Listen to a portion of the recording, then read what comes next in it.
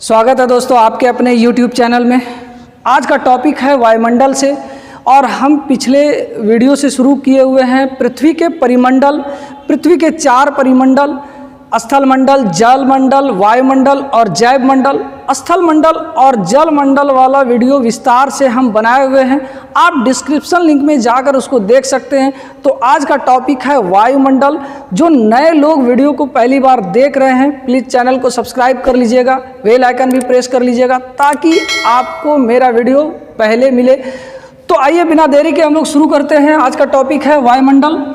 देखिए, वायुमंडल हम लोग किसको कहते हैं? जो पृथ्वी के चारों तरफ हवा का आवरण है उसको हम लोग वायुमंडल कहते हैं।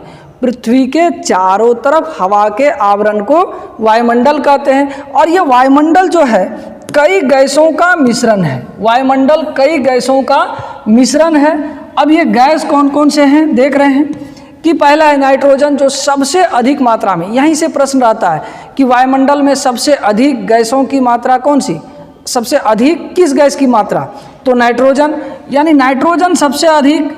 नाइट्रोजन की मात्रा 78.07, इसको आप राउंड फिगर में 78% लिख सकते हैं, बोल सकते हैं। दूसरा है ऑक्सीजन, जो जीवनदायी गैस के रूप में सभी जीव जंतु, यहाँ तक कि पेड़ पौधे भी श्वसन की क्रिया में ऑक्सीजन का प्रयोग करता है। तो ऑक्सीजन के रूप में 21% ये जीवनदायी गैस है। बिना ऑक्सीजन का पृथ्वी पर जीवन ही संभव होगा नहीं। आर्गन, ये निष्क्रिय गैस है 0.93%। और कार्बन डाइऑक्साइड, ये भी बहुत इम्पोर्टेंट है 0.03%। यहाँ से तो हर बार एग्जाम में क्वेश्चन पूछता है कि निम्नलिखित में से कार्बन डाइऑक्साइड, वायुमंडल में कार्बन डाइऑक्साइड की मात्रा कितनी है, और उसका ऑप्शन हमेशा यही रहता है, लेकिन जीरो का और फिर कर देता है 0.3%, 0.03%, 0.003%, 0.0003%। इस तरह जीरो में आपको उलझाएगा तो याद रखिएगा कि 3 का 100वां भाग, यानी दशमलव उड़ाएं तो नीचे 100 हो, तो 0.03% कार्बन डाइऑक्साइड की मात्रा। अन्य है ऑक्सीजन के अलावे, ये nitrogen, oxygen, argon, carbon dioxide के अलावे इसमें कई चीज़ वायुमंडल में हमारा पाया जाता है। कुछ हल्की फुल्की गैसें जैसे हाइड्रोजन हो गया, हीलियम हो गया, धूल कण हो गया, जलवाष्प हो गया, तो ये सब मिलाकर 0.04% है। तो यहाँ से एक बार क्वेश्चन पूछा हुआ था मैचिंग वाला, एक तरफ गैस दे दिया था, दूसरी तरफ उसकी मात्रा दे दिया था और कूट में उसको बनाना था। तो इसको आप चाहें तो नोट कर सकते हैं।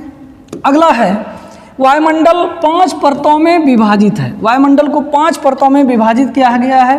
पांचों परत हम लोग देखते हैं। अकॉर्डिंग टू एनसीईआरटी आपको अलग अलग नाम मिलेगा, यहीं पर सब नाम आपको हम बताएंगे, लेकिन एनसीईआरटी के अकॉर्डिंग हम लोग चलेंगे। देखिए, पहला है जो हमारा, हम धरती पर हैं, धरती की सतह पर हैं, तो धरती के ऊपर से सबसे पहला मंडल जो है वो क्षोभ मंडल है हवा का। क्षोभ मंडल ये 8 किलोमीटर ध्रुव पर और 18 किलोमीटर विषुवत रेखा पर, 18 किलोमीटर विषुवत रेखा पर, ये बहुत इंपॉर्टेंट है। यानी इसकी औसत ऊंचाई क्षोभ मंडल की 13 किलोमीटर। औसत ऊंचाई कितनी? 13 किलोमीटर। तो यानी सबसे निचले, वायुमंडल की सबसे निचली परत को हम लोग क्षोभ मंडल कहते हैं। और जितनी भी मौसमी घटनाएं, चाहे मेघ गरजे, बादल गरजे, बारिश हो, आंधी, तूफान, कोहरा, चक्रवात, बिजली, जितना भी होता है सभी ये क्षोभ मंडल में ही होता है। यानी क्षोभ मंडल की विशेषता क्या है कि इस मंडल में मौसमी घटनाएं होती हैं। एकदम 100 बात का एक बात याद रखिएगा, मौसमी घटनाएं। क्वेश्चन पूछ दे कि वायुमंडल के किस परत में मौसमी घटनाएं होती है, तो क्षोभ मंडल में। दूसरा है समताप मंडल। हालांकि देखिए अलग अलग भागों में, किसी को ये ओजोन मंडल, आयनोस्फीयर भी, ये ओजोन मंडल भी इसको कहा जाता है, लेकिन समताप मंडल पहले, इसके ऊपर में ओजोन। देखिए समताप मंडल जो है ये मौसमी घटनाओं से पूरी तरह से साफ रहता है। यहाँ पर किसी भी तरह का मौसमी घटनाएं नहीं होती। ये आकाश साफ रहता है। 18 किलोमीटर से ऊपर जब चलेंगे तो वहाँ उस मंडल को समताप मंडल कहते हैं।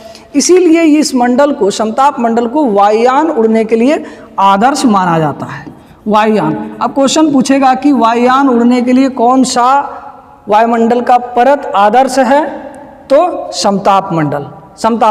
लेकिन कभी कभी इस समताप मंडल में जो है कपासी मेघ, कपासी मेघ यानी सादा वाला वाइट वाइट वाला मेघ लगता है कभी कभी, जिसको हम लोग कहते हैं मुलाब मेघ, मुलाब मेघ, मुलाब मेघ।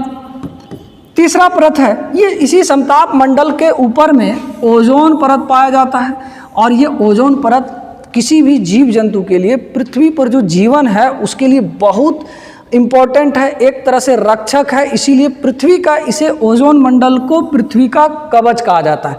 क्यों? क्योंकि जब सूर्य की किरणें आती है तो सूर्य में बहुत सारे विकिरण भी होते हैं, जैसे अल्ट्रावायलेट रे, जिसको हम लोग कहते हैं परावैंगनी किरणें। परावैंगनी किरणें भी अपने साथ आती हैं, और जब ये परावैंगनी किरणें आती है, परावैंगनी किरणें आने के क्रम में ओजोन परत क्या करता है, उसको अवशोषित कर लेता है या उसको रिफ्लेक्ट फिर अंतरिक्ष में कर देता है, और हमारे पृथ्वी के सतह पर ओजोन क्या करता है कि सूर्य के परावैंगनी किरणों को आने नहीं देता है। इस वजह से यानी यदि पहुंच जाए, परावैंगनी किरणें पृथ्वी पर पहुंच जाए तो क्या होगा कि यहाँ के जीव जंतु को त्वचा कैंसर हो जाएगा, त्वचा कैंसर हो जाएगा। तो इसलिए पृथ्वी का कवच ओजोन परत को कहा जाता है, ओजोन परत को कहा जाता है।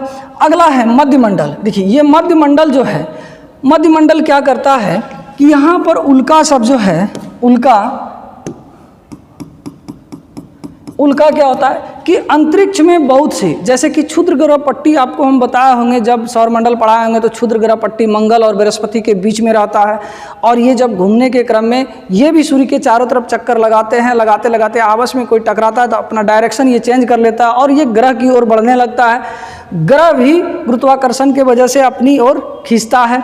लेकिन जब ये पृथ्वी की कक्षा में आता है उल्कापिंड, तो ये पृथ्वी की कक्षा में जैसे आता है और पृथ्वी के गुरुत्वाकर्षण के रेंज में जैसे ही आता है तो क्या होता है कि ये हवा से घर्षण होता है। हवा से घर्षण होते होते होते होते क्या होता है कि ये गर्म होता है, गर्म होते होते इसमें आग लग जाता है। आग लगने के बाद ये जल कर उठता है, जल उठता है, और जब हम लोग यहाँ से देखते हैं तो हम लोग कहते हैं टूटता हुआ तारा, और मन्नत वगैरह भी देखते हैं, बहुत मांगता हुआ भी देखता है, लेकिन वैसी कोई बात नहीं है। अब यहाँ से क्वेश्चन क्या है कि किस मंडल में अंतरिक्ष से आने वाली उल्का पिंडें जलकर राख हो जाती है? तो मध्यमंडल में।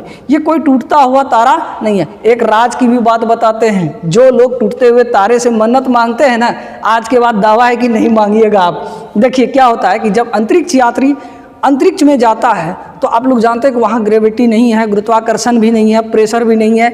इस वजह से वो लोग को टट्टी वगैरह करने में भी बहुत दिक्कत होता है। तो यहाँ से वो लोग एक स्पेशल बैग ले जाता है और उसी बैग में टट्टी को करता है, यानी उसके लिए एक जो शौचालय बना रहता है स्पेशल प्रेशर के द्वारा निर्मित किया जाता है, वहाँ पर वो टट्टी करता है और उसी बैग में बंद कर देता है, और अंतरिक्ष में क्या करता है उसको फेंक देता है।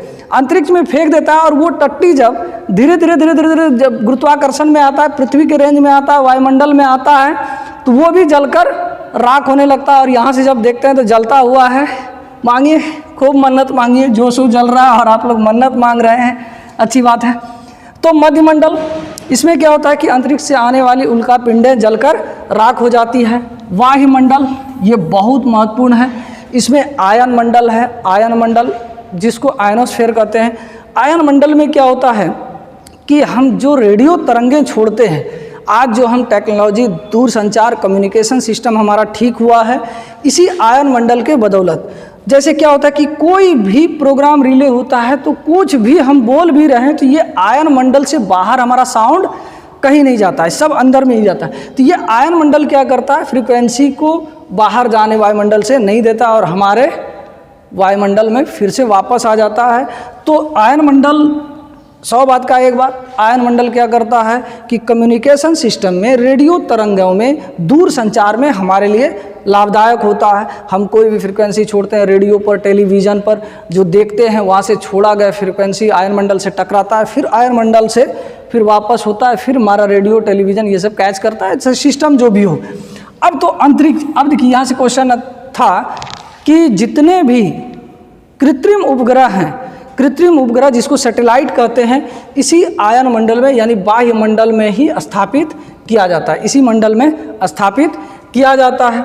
अगला है बहिर्मंडल। बहिर्मंडल जो है यहाँ पर वायु बहुत पतली होती है, बहुत एकदम नगण्य, और सबसे हल्की गैस जैसे हाइड्रोजन हो गया, इसमें सबसे हल्की गैस हाइड्रोजन और हीलियम यहाँ तैरती रहती है। हाइड्रोजन और हीलियम तैरती रहती है। हम लोग कई मौक़ों पर बलून में जो है हाइड्रोजन और हीलियम भरते हैं। आप मेला उला में भी देखे होंगे, दिल वाला फोटो है, उसमें हाइड्रोजन भरा हुआ रहता है, हीलियम भरा हुआ रहता है, और वो हमेशा ऊपर उड़ने के लिए तैयार रहता है, क्योंकि वो बहुत हल्की गैस है। और जैसे वो आपका दिल छूटा, दिल वाला बैलून छूटा कि सीधे जाकर कहाँ, बहिर्मंडल में वो स्थापित हो जाएगा। तो ये बहिर्मंडल है। तो ये था वायुमंडल से संबंधित वीडियो। इसमें हम लोग देखे वायुमंडल किसको कहते हैं, वायुमंडल के कितने परत होते हैं, वायुमंडल में कौन कौन से गैस होते हैं। इसको आप चाहें तो एक शॉर्ट नोट्स अपने से बना सकते हैं, जो आपके लिए, आप जब भी तैयारी करें तो आपके लिए मदद मिले, आपके लिए उपयोगी हो। हम लोग जैव मंडल देख लेते हैं। जैव मंडल क्या है कि जब हम लोग स्थल मंडल, जल मंडल और वायुमंडल पढ़ लिए, तो स्थल मंडल, जल मंडल और वायुमंडल के सम्मिलित रूप को ही जैव मंडल कहते हैं। और जहाँ भी ये तीनों चीज़ का कॉमन पार्ट्स है, जहाँ तीनों चीज़ मिलता है वहीं पर जीवन भी संभव होता है। आप देख रहे हैं कि ये स्थल मंडल है, ये जल मंडल है और ये वायुमंडल है, और ये तीनों भाग जो मिल रहा है, इसके वजह से यहाँ जीवन संभव होता है। तो इसको जैव मंडल कहा जाता है। आप देख रहे हैं कि बिना स्थल के जीवन संभव नहीं, बिना जल के जीवन संभव नहीं, बिना वायु के भी जीवन संभव नहीं। तो जैव मंडल वैसा संकीर्ण क्षेत्र, वैसा संकीर्ण जगह जहाँ पर स्थल, जल और वायु तीनों मिले तो वहाँ पर जीवन संभव होता है, और उसी को कहते हैं हम लोग जैव मंडल। यहाँ से किस तरह से प्रश्न पूछा हुआ था कि इसमें कुछ फिगर वगैरह बना दिया था, 2-3 फिगर। इसमें पानी है, और पानी में जो है ना एक दो जीव जंतु, मेढक वगैरह, मछली वगैरह जो है ना हेल रही है, तैर रही है। और फिर जाके इधर एक वृक्ष है, अगल बगल वृक्ष जो है हवा के झुकाव से झुका हुआ है, हवा दिखा रहा है कि हवा है। और कुछ पक्षी वगैरह भी उड़ रहे हैं, कुछ पक्षी वगैरह भी उड़ रहे हैं, कुछ पक्षी उड़ रहे हैं। तो ये कहता है कि निम्नलिखित में से ये क्षेत्र कौन सा दिखाता है, तो ये आपका जैव मंडल कहलाएगा। ये कौन सा क्षेत्र कहलाएगा, जैव मंडल कहलाएगा। चूँकि यहाँ पर देखिए स्थल भी है, स्थल के नीचे यानी जल के नीचे भी स्थल है, जल है और वायु दिखा रहा है, और जो जीवन संभव हो गया, जो जीवन संभव हो गया तो ये मिलकर जैव मंडल का निर्माण करता है। तो ये था आज का महत्वपूर्ण टॉपिक, वायुमंडल और जैव मंडल। उम्मीद करते हैं ये वीडियो आपको पसंद आया तो अपने दोस्तों को शेयर भी करें, लाइक करें, कमेंट्स करें, और जो नए लोग हैं प्लीज़ चैनल को सब्सक्राइब कर लें, बेल आइकन भी प्रेस कर दें, ताकि आपको अगला वीडियो पहले मिले, जल्दी मिले, सबसे पहले मिले। तो मिलते हैं अगले वीडियो में, तब तक के लिए जय हिंद।